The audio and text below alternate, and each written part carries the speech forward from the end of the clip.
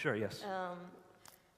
If what you say is true, that believing in God or a greater authority is necessary to love and to do selfless acts, then by this thinking, there cannot exist atheists that do charity. And I know quite a lot of atheists that do wonderful charity. They're helping the world, they're helping going to third world countries, trying to improve them in all possible ways, and that they love with the whole heart and have more empathy. I agree with you entirely. Thank you so much for giving me an opportunity to clarify. I'm not saying that atheists cannot be moral.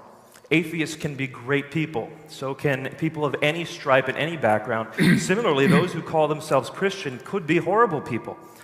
What I'm talking about is the logical outworking and consistency of a certain framework of ideas. So for example, once again, if I take the Christian mindset and I believe in a God who is sustaining me and is providing me with everything I have, and He tells me, that God tells me, go ahead and give to others as you would want to receive if you were them.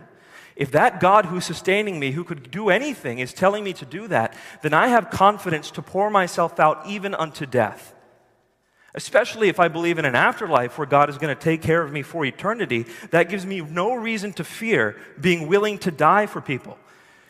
And the case I would draw your attention to is that of Ronnie Smith. I lived in Texas very recently for a year. And Texas is like a little country within the United States. It's supposedly a state, but it's like its own country. One of my fellow countrymen in that case was a man named Ronnie Smith.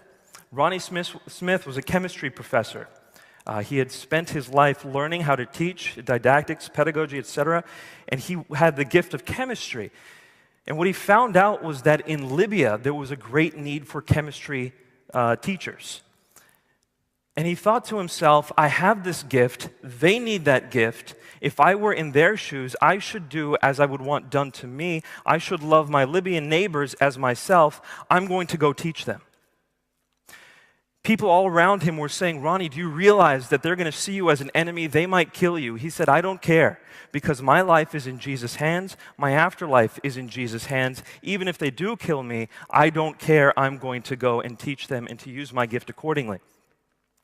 Ronnie Smith went to Libya, and he taught for a short while. And then in December, I believe it was December 7th of this past year, so about 4 months ago, while he was out jogging, he was shot and killed. His wife wrote a letter a week later to those who killed him. And her words were as follows: I want the Libyans to know I still love them. I want the people who killed my husband to know I still love them, because God loves me unconditionally and He tells me to love others unconditionally. Therefore, I love you, and if I had the chance to do it all again, even if it meant the death of my husband, I would say yes and do it all again. That kind of confidence, that kind of love is only born out of a framework where you have a God who's going to take care of you and an afterlife which you can be confident in. On the flip side, if you have an atheist frame of mind, now I'm not saying atheists are all immoral. Once again, I want to qualify this. There's a lot of moral atheists, there are a lot of good, loving, altruistic atheists. But that said, I look at the atheistic framework, and I know this quite well because almost all my professors were atheists, both while I was studying religion and while I was studying medicine at medical school. And I know that the framework within which they teach is that the universe came into existence without any intentional cause. It was natural processes, random chance happened to cause the universe to come into existence. And after that happened, then you had galaxies that formed, and you had the earth that happens to exist in a place where life can be sustained.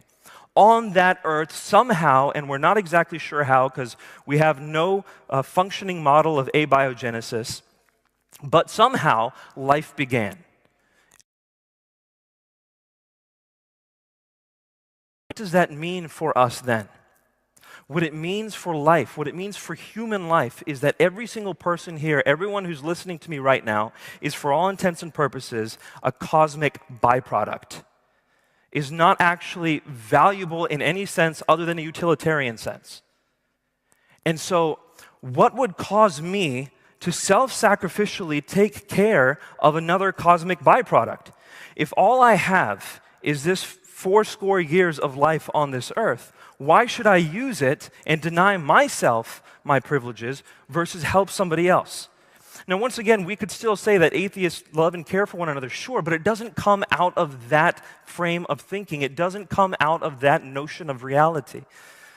So, in sum, I would say that the Christian notion of reality is one that if you're going to follow a God who's self-sacrificial and tells you to love others even to the point of your death, that breeds more altruism, that breeds more generosity than does a worldview which says you're a cosmic accident, so is everyone else. That's my perspective. Thanks for asking the question.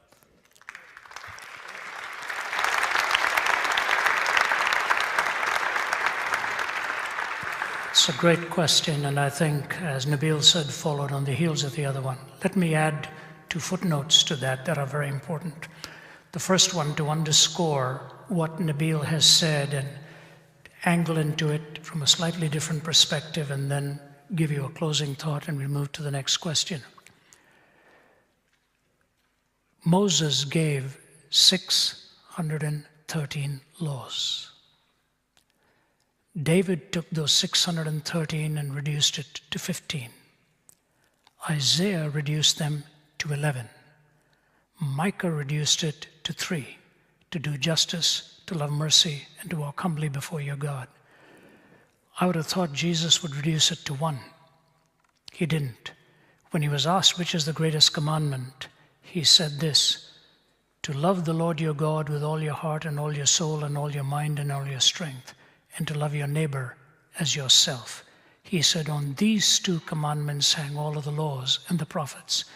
The one generated the next, because every individual is created in the image of God.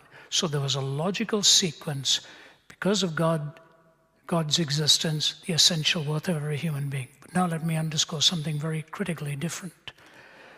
First of all, humanism is not monolithic.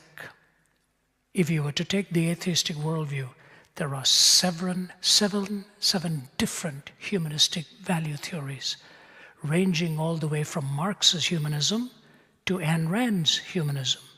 And so here's the point I want to make to you.